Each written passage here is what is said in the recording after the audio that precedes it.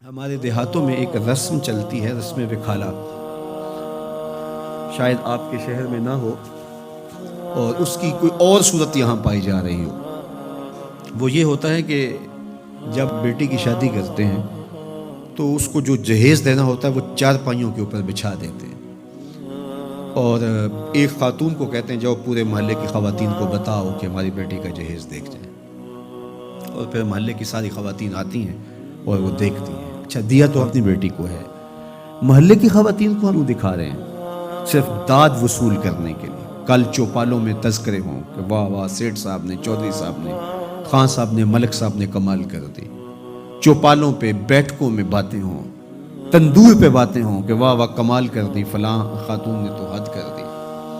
تم نے داد وصول کر لی، لوگوں نے بھی واہ واہ کہہ لیا، لیکن تم نے یہ نہ سوچا کہ تمہاری بیٹی کا جہیز دیکھنے کے لیے یتیم بچیاں بھی آئی، اس مزدور کی بیٹی بھی آئی جو بڑھاپے کے باوجود کلی والا ڈبہ اٹھا کے مزدوروں والے اڈے پہ بیٹھ جاتا ہے اور اس کو بوڑھا سمجھ کے کوئی قبول نہیں کرتا، اور جوں جوں دھوپ چمکتی جاتی ہے اور دن چڑھتا جاتا ہے تو اس کا دل ڈول رہا ہوتا ہے، وہ آنے والوں سے چمٹ کے کہتا ہے مجھے 20 روپے 50 روپے کم دے دینا، مجھے لے جاؤ، لیکن اسے کمزور سمجھ کے کوئی ساتھ لے جانے کے لیے تیار نہیں ہوتا۔ تو پھر جب وہ ہاتھ میں ڈبہ اٹھائے واپس جاتا ہے تو کوئی جانتا ہے اس کے قدم کتنے بوجھل ہوتے ہیں؟ گھر کی دہلیز عبور کرنا پل صراط عبور کرنے کے مترادف ہوتا ہے اس کے لیے، اور اس کی بیٹیاں جو گھر میں دہلیز پہ بوڑھی ہو رہی ہیں اور انہیں صرف اس لیے قبول نہیں کیا جا رہا کہ وہ غریب کی بیٹیاں ہیں، جب اپنے باپ کو خالی آج بھی مزدوری کے بغیر آتا ہوا دیکھتی ہیں تو کوئی ان کے اندر کی گھٹن اور بے چینی کا اندازہ کر سکتا ہے؟ کوئی پیمانہ ہے آپ کے پاس جو اس کے درد کو ناپ سکے؟ تمہاری بیٹی کا جہیز اس مزدور کی بیٹیاں بھی دیکھنے آئیں، تم نے تو داد وصول کر لی، لیکن جو زخم ان کے کلیجے پہ لگے اس کا مداوا کس کے پاس ہے؟ تارا ٹوٹتا سب نے دیکھا، یہ نہ دیکھا ایک نے بھی، کس کی آنکھ سے آنسو ٹپکا، کس کا سہارا چھوٹ گیا۔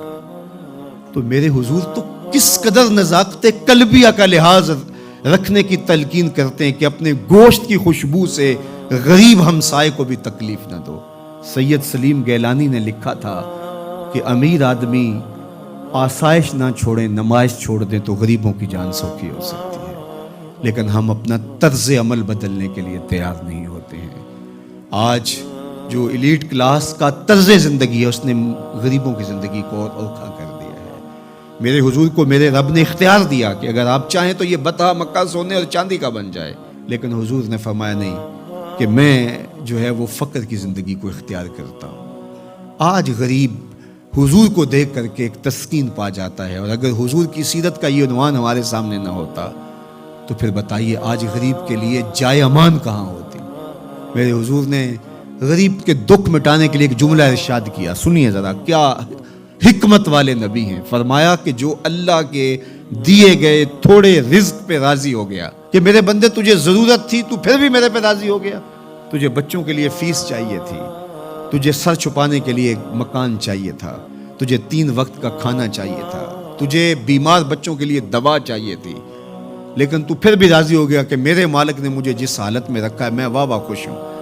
تو جو اللہ کے دیے تھوڑے رزق پہ راضی ہو گیا، اس کو تو ضرورت تھی پھر بھی راضی ہو گیا، بندے مجھے تو تیرے عملوں کی ضرورت بھی نہیں ہے تو میں تیرے تھوڑے عملوں پہ راضی ہو جاؤں گا۔ اور دوسرا پہلو کیا، جو اللہ کے دیے زیادہ رزق پہ بھی راضی نہیں ہوا، ہر وقت ناشکری ناشکری ناشکری، تو پھر وہ دیکھے کہ قیامت کے دن اس کو کتنے سخت حساب سے گزرنا ہوگا۔ وہ لوگ جن کے ہاں آخرت کا تصور نہیں ہے، وہ اس دنیا کو ہی سب کچھ سمجھتے ہیں، وہ تو آنکھیں بند ہوگی تو پتہ چلے گا کہ آخرت تھی یا نہیں، لیکن جن کا آخرت کا تصور موجود ہے ان کو یہ زیبا نہیں ہے کہ اپنی آخرت بارے میں کچھ نہ سوچیں۔ تو اللہ مجھے آپ کو حضور کی سیرت کے سانچے میں زندگیاں ڈھال دینے کی توفیق عطا کرے۔